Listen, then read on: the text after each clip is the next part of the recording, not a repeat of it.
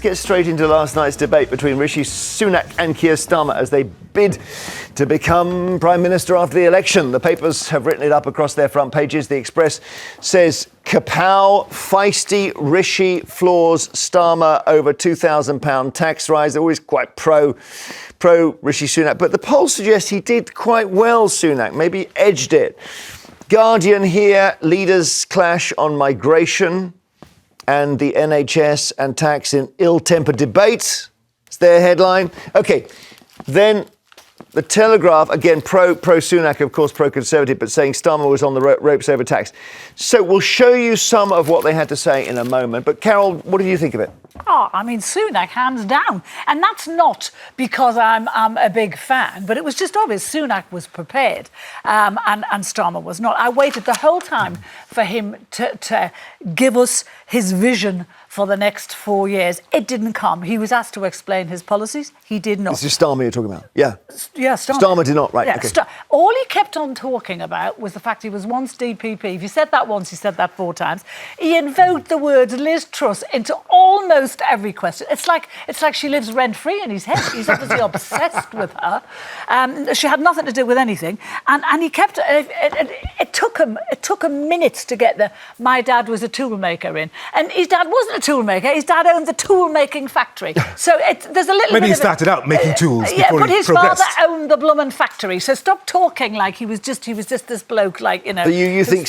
What do you think? Do you think you agree with Carole that Sunak edged it? My starting point for this is oppositions don't win elections, governments lose them. Yes, So Rishi Sunak had to do more than what he did. He had to sketch a vision and he had to account for the last 14 years. And he seemed determined to run away from his record. He kept saying to Keir Starmer, "You're looking in the past, we're looking forward." Well, hang on a minute. As Keir Starmer said, we have had to live through what you've put us through for the past 14 years. You can't pretend that you and your colleagues were not in charge. And remember, there was a particular line at the end where he said, imagine waking up on July the 5th and you've given the arsonists the matches and they're going to continue doing the same thing that have brought us to this position. And imagine waking up on July the 5th knowing that the Prime Minister, who's at number 10, doesn't know what he's going to do with the country. He did not, he had Well, he said what he's not going to do. He had a whole hour to refute Sunak's constant jibe about it was going to cost every family in this country £2,000. I agree, he took far too long on that. He took far too long. Can I play some clips? Because I know viewers who haven't seen it will want to see. So we put a few of the best moments together for about a minute. Have a look.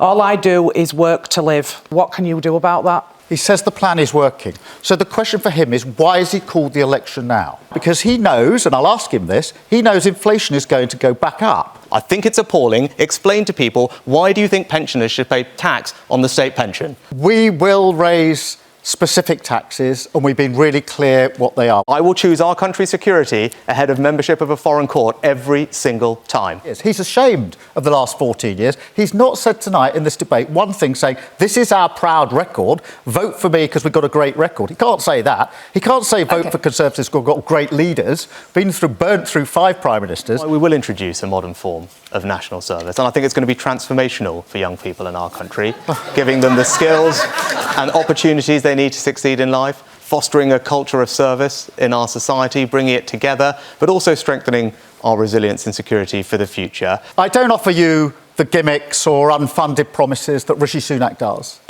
I don't pretend there's a magic wand that will fix everything overnight. Either Keir Starmer or I will be your Prime Minister, and a vote for anyone else makes it more likely that it will be him. At that point, he's thinking about the Reform Party, isn't he? Yeah, but that was touched when he said, Starmer just said that, I don't make underfunded promises. Yes, you do. That's all he does. And he had a chance Well, what last night promises to has he refute that. made, though? I mean, surely the argument against Starmer is you don't know what he's promising to do. Well, he's not said, I'm going to double NHS spending. No, what he's promised is 40,000 appointments every week. So that's 2 million across the year. He's right? And then back VAT. on every policy he said VAT on school fees. Yes. They're very clear and they're costed. And then clamping down on loopholes for non-doms. non-doms. Hang on. Talk about the VAT, because what he couldn't explain was the 75,000 kids that are going to be thrown into the state system, because Starmer talked about an overburdened state educational system where there wasn't enough teachers, there wasn't specific maths teachers, numbers, whatever. He's going to throw 75,000 kids into that already overburdened system. Okay. And he couldn't say how they were going to cope. Well, you've taken What that we're gonna do. 75,000 figure, but that's a figure devised by the Adam Smith Institute that is mortally against everything Labour stands for. I mean, and when it comes to the figures that Rishi Sunak was quoting, I mean, that came from special advisors who instructed the Treasury, so they input the data because they wanted a particular answer, and Keir Starmer should have responded to that straight away. The same Treasury that would be working for Keir Starmer. They're civil servants. Of the course. same Treasury that would be Of course. working for Keir Starmer. But Henry so it doesn't... points out it was a sort of notional figure. It didn't really mean... But anyway, whatever. The thing is this, the country doesn't have any money, the government doesn't have any money, and therefore it's really hard to promise anything, right? And Starmer has...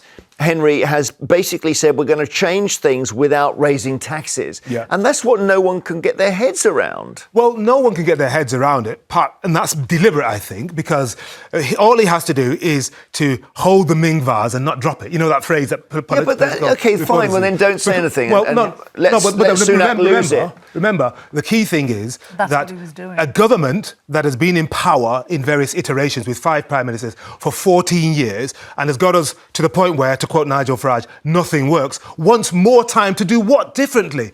Rishi Sunak cannot sketch it out. All these policies Carole, that he's coming up with, like protecting the state pension, and so you'll never pay tax as a pensioner, I mean, and then increasing defence spending by another 0.5%. Well, he's only just said this in the last 4... He's only just said this in the last 4 weeks. It's an impossible wicket, isn't it, for the Conservatives, because they're campaigning for change when they are the previous owner of Number 10. I think they're going to get slaughtered. I do, and I think in many ways it's their own fault. And I think Henry is, you're right in the sense that I've been cross with Sunak the past 3 weeks when he's come up with these policies which are exactly Tory policies, and I'm thinking, why in God's name weren't you talking about this 6 months ago? Because you'd have had time to recover. And I am very cross with it. I'm really cross with him. But I looked at Starmer last night and it terrified me because the guy was flailing around on every major issue. He was totally unprepared. Let's talk to Howard in Lincolnshire. Howard, where are your sympathies this morning?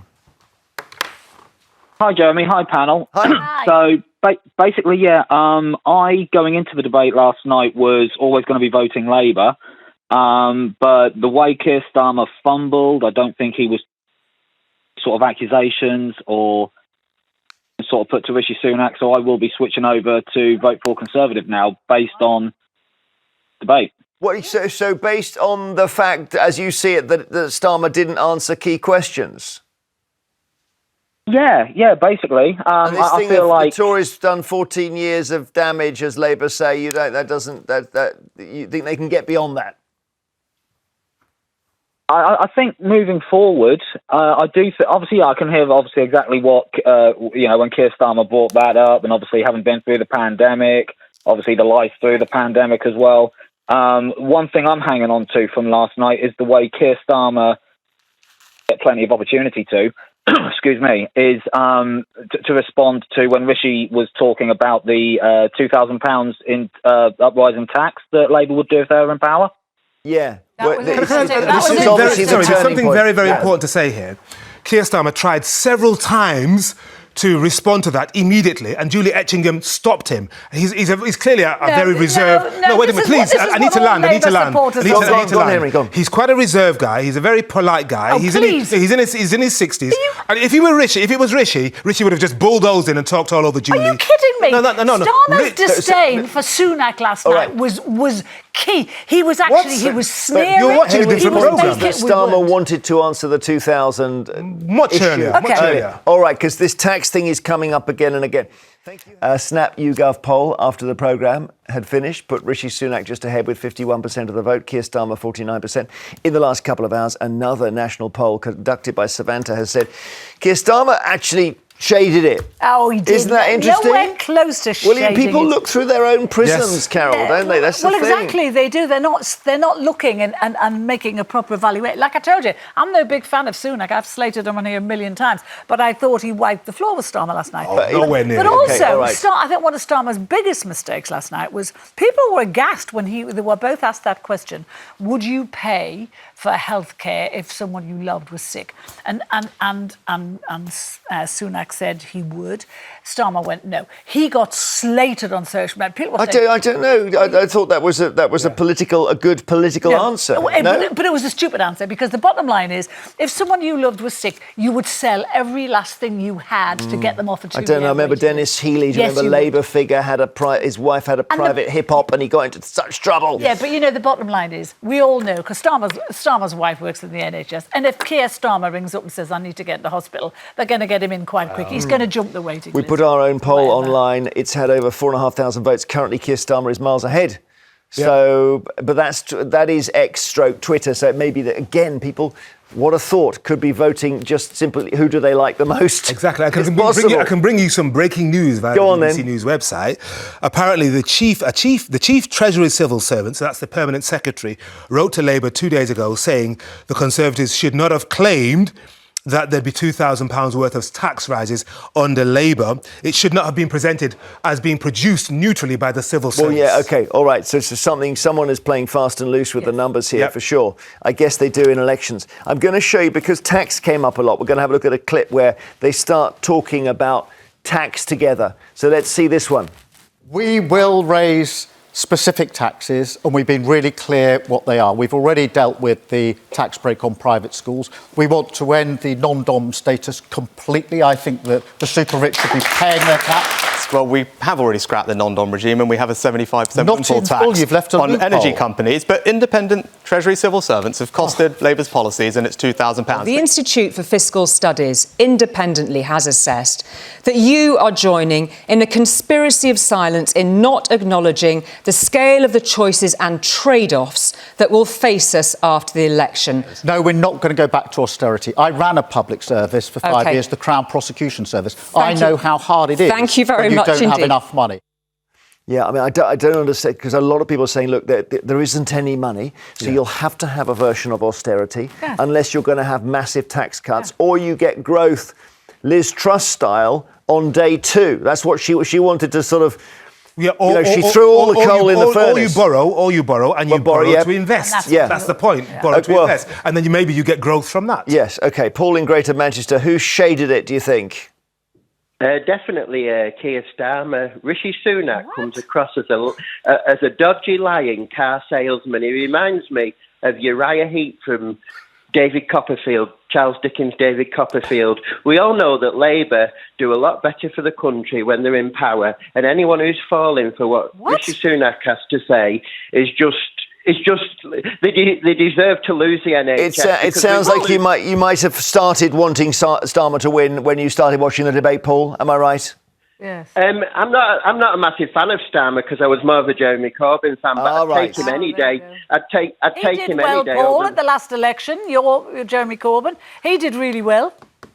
Well, he didn't do so well because Reform didn't stand, and you know that. No, Carole. he didn't do well at the last election because people realised what he was going to bring. Go on, Paul. I'm wondering if Carole's related to Rishi Sunak, because I wonder if you're related to Jeremy Corbyn, because you were watching a different debate last night. He's making a point about you butting in, so it's quite a good time not to. Paul. Well, don't stop it all the time. I'm butting in. Go on, Paul. You've got the floor. Carole, you speak from a position of privilege, showing off your fancy kitchen on television all the time. I'm a working class gentleman, and you don't speak for me. I'm from the Red Wall. And Keir Starmer will do more for people. Paul, Carole is the Red Wall. Paul, let me tell you, I grew up on a council estate. Hang on, Paul. I grew up on a council estate in the northeast. I am not middle class. I've worked my whole life, so don't you dare accuse me of being privileged. I love the idea that being middle class and working your whole life are separate. Well, it's not separate. It's a fact. I was born working class. I remain middle class. I just have it. I'm working way beyond my working years. Paul, I like work. Well done. I hope I gave you a bit of a shout there, Paul. Well done. And you were talking about... If it helps, I also grew up on a council estate in Manchester. OK, I didn't. But how dare people assume because you do a bit of television that you're privileged? Well, somebody Googled your net worth the other day. £6 million quid, 6 million, wouldn't that be nice? Please, though, only the lottery win. That'll be on Celebrity Net Worth. They make that stuff up. OK, who shaded the debate? Let's have another look at another clip. This is when somebody in the audience asked a question. Have a look. All I do is work to live. What can you do about that? You're only just starting to see the benefits of that, as you described. So the choice at this election is with my clear plan and bold action to keep cutting your taxes to give you financial security, or put all that progress at risk with higher taxes, £2,000 worth of higher taxes. Liz Truss crashed the economy. They made it worse here than in other countries, and it's people like you that are paying the price. He says the plan is working. So the question for him is, why has he called the election now? Because he knows, and I'll ask him this, he knows inflation is going to go back up. Tommy and Kent, who won, do you think? Oh, definitely the Prime Minister. The leader of the Labour Party, or the Communist Party as I called it, he was like a rabbit caught in the headlights. He was running scared. Definitely it was the Prime Minister. The Prime Minister answered the questions that were put to him. Mr. Starmer went back and forward, blaming the government, going back about 14 years, rather than answering the question directly, kept going on back to the Prime Minister. The Prime Minister answered the questions that was put to him. Let's have a look at another. Thank you, Tommy. We'll have a look at another clip now. This is the one on waiting lists and who's got the right numbers on NHS waiting lists. I'm a cancer survivor. My son is a nurse. I recently lost a cousin who was waiting for surgery. The NHS is broken. How long will it take to fix it? And it is going to take time to recover from that, but we are now making progress. The waiting lists are coming down. The waiting list is 7.2 million, they're now 7.5 million. He says they're coming down, and this is the guy who says he's good at math. I'd like you to explain how they're coming down. Because they were coming down from where they were when they were higher. 7.2. And they're now on their way down. Because the NHS was impacted by industrial action. And if it wasn't for that, 500,000 appointments would have been saved. So it's somebody else's fault. Oh, wow. See what I mean? That's he really lost the room, Rishi Sunak, but there. that's just a stupid thing to say, because to pretend that waiting lists weren't affected by those strikes is not... Yes, but why say they're coming down? Wait a minute. But they were affected by the strikes, and I think this is a kind of authorised number, by about 400,000. But we're talking about 7.5 million now. And Rishi Sunak forgets that when he first made his pledge just over a year ago, they were at 7.2 million. They went up to 7.8 million, maybe partly because of the strikes. Not partly, they're now at 7.5 million. But he thinks we've forgotten where they were when he made the pledge. Why say they're coming down when they're basically so unbelievably high? That's fundamentally, waiting lists are terribly high. Yes. And that's the story. Coming down on a Monday is not the story. No, I know. You're absolutely right. Why does he say that then? Well, it was a stupid thing to say. Can I go back to Paula, the blonde lady? You know what I thought about them both? Neither of them talked. That debate was their chance to talk to people and properly talk to people properly. Talk to the nation. They didn't do the Clegg thing. But they talked to each other and they tried to batter each other, and they didn't. Paula. You think Starmer did? No, he did the not. contrast He was said, massive. I'm sorry for what you're going through. I made the notes right here. Go on, Henry. Let Henry come in. No, immediately he looked at her, Keir Starmer, and said, Paula. Rishi Sunak said, well, the plan is working, and that's what... No, No, wait a minute. He said, you're just sorry. starting to feel the benefits now. She clearly, he hadn't listened to a thing she said. She said, I'm struggling. I'm living to work. What she said to me... Can we just get another call? Margaret in Liverpool, hi. Hi, Jeremy. Who won it for you, Margaret? Well, I think Keir Starmer was dignified and calm. Rishi Sunak came across as bullying. He just tried to stop Keir Starmer from getting, being able to get his points across. And he talked over him. A couple of people have said on the telly this morning that they both talked over each other.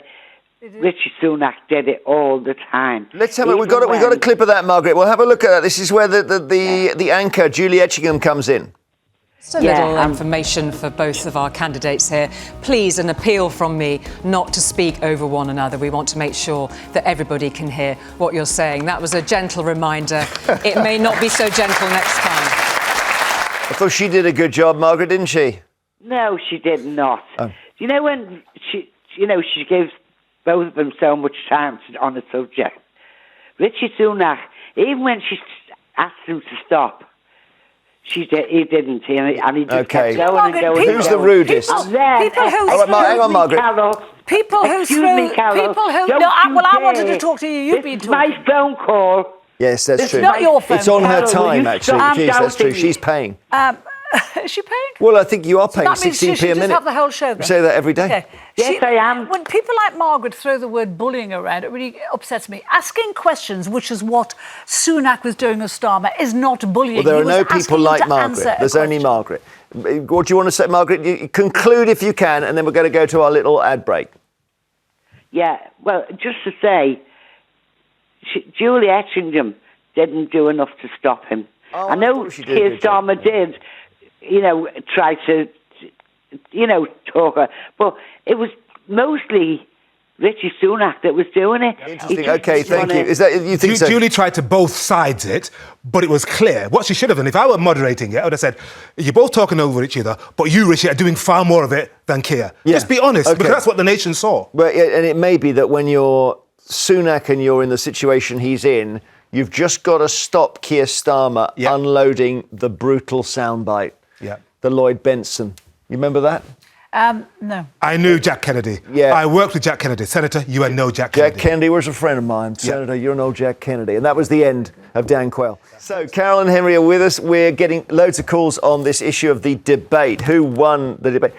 5 million odd people watching it. It's good for democracy, isn't it? Oh, absolutely. Really? In today's Britain, 5 million at 9 o'clock on ITV is pretty good. It's good. But it's not a drama. And we're taking it serious. It's a serious election. So Rob's in Cumbria. You've watched the debate twice, Rob. Yeah, I watched it live and then I watched it back. Sadly to admit that.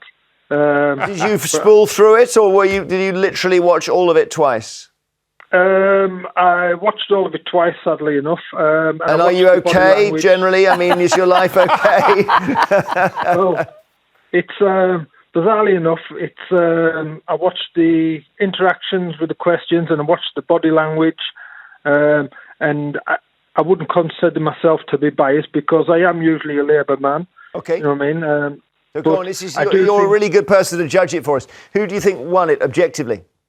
I think Starmer looked wooden and he looked like a rabbit in headlights. I think Sunak won it without a shadow of a doubt. And we've got, you get so quick to get your point, and Sunak was punchy and he got his point and he signed off on the point, and that's what's in people's minds today. And you can tell by the reaction of the Labour Party, they're all crying, saying that there was lies told or whatever. So the out-and-out winner was Sunak. Okay, interesting. And that's from somebody who's Labour leading. But the question then, Rob, is whether or not it changed your vote, because Sunak's job was to present the current record has nothing to do with him, and to put the fear of God into you about Keir Starmer, alerts to the left, and costing you more. So has it Is changed that what your came vote? across? Yeah. Rob, has it changed your vote? Well, I think it has, but it's not to the Conservatives. I think it's changed it to the Greens. To the Greens. left. Well, no. No. But I mean, I thought he was going to say reform. It could have gone in any. His vote could have literally gone in any direction. Rob, thank you. That was brilliant. Please do it again for us. Next debate. Watch it. Watching it twice helps. Serious guy. You should have watched it twice. You'd be less cross. I did. I watched it 1.5 times because I watched it and then I did do it on Flick again to look at some of the mostly Starmer's reactions, which is exactly what Rob said. He was like a rabbit caught in There's a clip here. We're going to see a clip about the nuclear deterrent. Shall we look? The choice of this election is about the future. I believe you need to have a deterrent. The only way to stop this problem is to say to people who come here illegally, they cannot stay and they will be removed. If I'm your Prime Minister, the planes will go to Rwanda, we will have a deterrent. So the simple question for Keir Starmer is, what will you do with people who come here illegally? What will you do with them? Well, very simply, what will you do with them? That's what I'm going to do. We'll have a deterrent. What are you going to do? We need to smash the gangs that are running this vile trade, making a huge amount of money, putting some of the most vulnerable people in boats across the channel. So we've got a nuclear deterrent clip. That was obviously the deterrent of Rwanda for people who come in small boats. Audience shouldn't be clapping, I don't think. Because it was tough. No, they're a reflection of the nation. Why? They're not robots. They're human beings live watching something and responding to it. He didn't give an answer. Sunak's question was, what are you going to do to stop the boats? And he said, smash the gangs. Like no one's ever thought of that. Our intelligence services and our border security have said that is impossible because these gangs are all over the world. They've not said it's impossible. No. Well, they've it's said difficult. In Germany, they arrested 20 people 2 months ago. Well, look, if he's going to smash the gangs, he's made a promise. He's going to win power, and he's going to be able to tell us, see if we can do it. Anyone believe that? See if he can do it. Well, let's see. Another one star. Let's see. But the problem for Rishi Sunak is the data goes against him. 10,000 people so far this year. That's a record and high. there are a lot more year. going to come over the summer. Hang on, Carole. Sorry, Yvette is in front of the queue now. Yvette in Leeds. Hello. Hi there. Let me show you. I'm going to show you the next clip from the debate, and then I'll ask you about it. Let's have a look. The company that the Prime Minister's been using to try and trail out these figures has done some analysis, which is actually published today, Prime Minister. You obviously haven't seen it. What they say, this is the company he's relying on, is that will cost more, the 2030 plan, if you're with the Prime Minister than with a Labour government. So that's essentially Starmer saying that Sunak's figures are all up the creek and he's misquoting. What do you think, Yvette? Did he persuade you? I think it was a good interview. I think Sunak, I think he was quite intimidating, I think, at times. And I do agree that he came across as a bit of a bully at some point. I think Starmer he answered the questions, maybe not in full details like he should have done, but also I always think that debates like this are not to be, obviously there need to be more of them, but I think it's like an interview. You go for an interview, you either present yourself well and come across, in the first instance as being, presenting everything that you mean to say or not. Yeah. I think he didn't at this point, but I think he hasn't swayed me. I didn't like Sunak's attitude at all. All right. I don't think it was convened fairly. Thank you. I tell you what, we're getting so many calls. We'll talk a bit more on this after the break. So thank you, Yvette. Thanks to all our callers so far. Lots more coming. So I promised some more calls because lots of people calling about Sunak v Starmer and different descriptions. People saying, I think people suggesting that Sunak edged it, but as Henry says, you've got to do more than edge it when you're running 20 points behind in the polls. This is how it all started. This election is all about a choice. More of the chaos and division we've seen for the last 14 years, or turning the page and rebuilding with Labour. Uncertain times call for a clear plan and bold action. So I'll keep this simple. In 5 weeks, either Keir Starmer or I will be Prime Minister. Beyond raising your taxes and raiding your pensions, no one knows what Labour would actually do. But you know what I would do. All right, Mark in Edinburgh, who won? Hello, good morning. Morning. Hi, I watched that last night and I'm sorry, but I thought Rishi Sunak made a complete fool of himself. He watched it completely. He came out fighting, and then all this rubbish about £2,000, £2,000. If you tell people things often enough, they're going to believe it. Well, it was a lie. Yeah. You don't believe it's true? Yeah, it's a lie because it came out this morning. I've read the letter. It's on the television, on Sky, on the Channel 5, on Channel 3, Sky. The civil service have told them not to use that. It wasn't the correct figures, and he'd done it deliberately. He's made it a fool of himself. OK, well, we'll see. Maybe this correction from the Treasury is going to be a big story today. I think it's it might be. OK, Mark, thank you. Betty in Glasgow, hello. Hello, good morning, Jeremy. Good morning. Did you put yourself through it last night, the programme, I mean? Yes, I agreed with Yvette and Mark here in Edinburgh, Yvette in Leeds and Mark in Edinburgh. I agree with Sunak as a bully boy, and I really fear that people, because Keir Starmer is a gentleman and a very clever man, and this about I'm being boring, I'm so sick of listening to this on the panel from certain people. Because you're boring doesn't mean to say you can't run a country. Well, that's true. That's true. He may be dull. I have to say, Betty, I've said a lot more than the fact he's boring. I have said that in the debate last night, he did not put any flesh on the bones of a single one of his policies. He could not, when confronted, he could not say what he was going to do. Why do you think that is? Because I don't think he's got a plan. Would it be because he thinks that if he says, I'm going to raise taxes by 2%, the Conservatives will say he's told us he's going to raise them by 4%?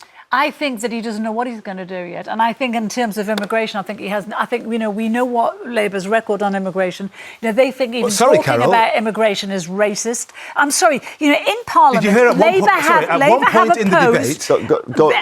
I won't do a Rishi. You speak. Go on. Labour has opposed in Parliament, always opposed restrictions on visas, and they demand more immigration, not less. We know what they think. Henry, respond. There was a point in the debate where Keir Starmer said to Rishi Sunak, you have been the most liberal in immigration. If you look at the figures, last year it was 685,000, the year before it was 745,000. So for all this, we're going to use the benefits of Brexit to bring down migration. It's gone in the opposite direction on Rishi Sunak's watch. So what are we saying then? All right, Brian in Newport, hi. What are we saying? Who won it?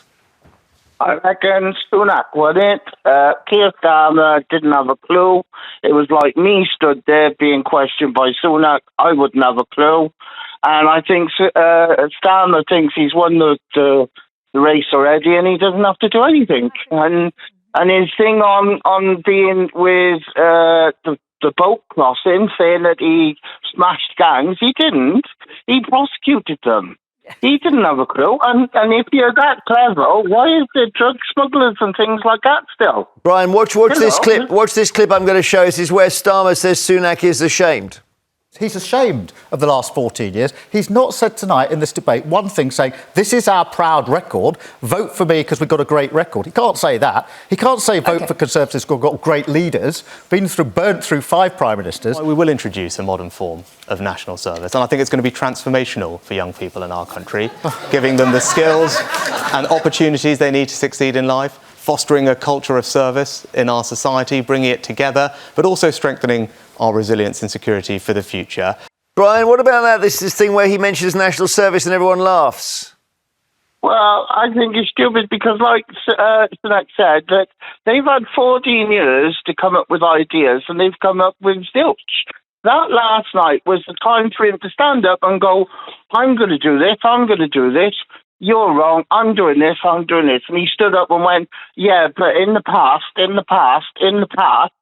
blamed everything else. Let me ask you a question. Do you think Sunak has got do you think Starmer has got a load of secret plans that he's not telling us? Or do you think you open the drawer and there's nothing in there? There are no plans at all. I think there's no plans at all.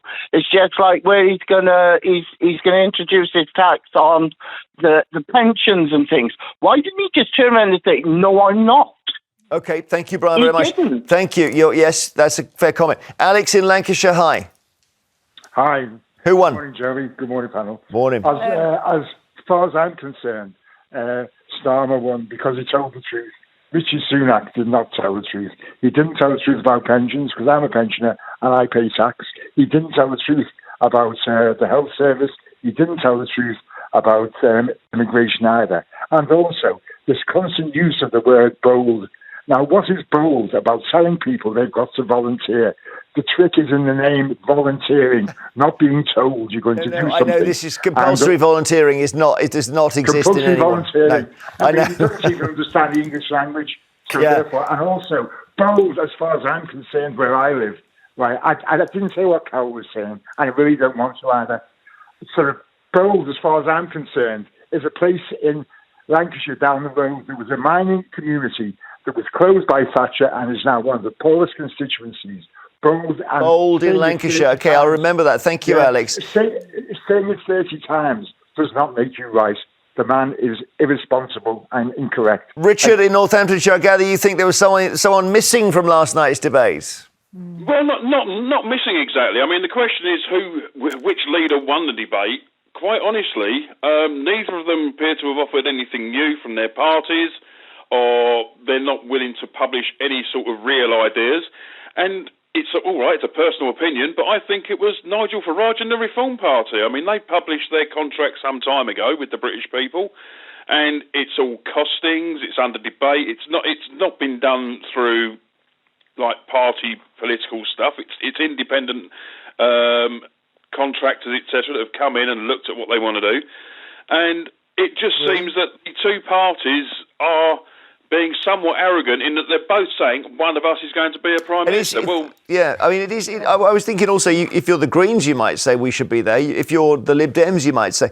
But this was who's the next Prime Minister, Henry, yeah, that's right. It's a presidential debate. We had an hour. And it wasn't long enough, no, it wasn't. And there were too many topics. So what would it have been like if there were 6 or 7 people? And was it Richard? Yeah. Richard talks about the Reform Party and all their policies being costed and listed and whatever. The only thing people know about the Reform Party is immigration and Nigel Farage and Richard Tice. Once you get into other things about the economy, once you get into public services, a lot of people will run for the hills because their plan for example, the NHS is going to be much more like America than here. And lots of people in the north of England, in the Red Wall, who depend on the NHS far more than people in the richer parts of the country, they're the ones who will really feel it if we go that way. OK, well, Richard and all our callers, thank you.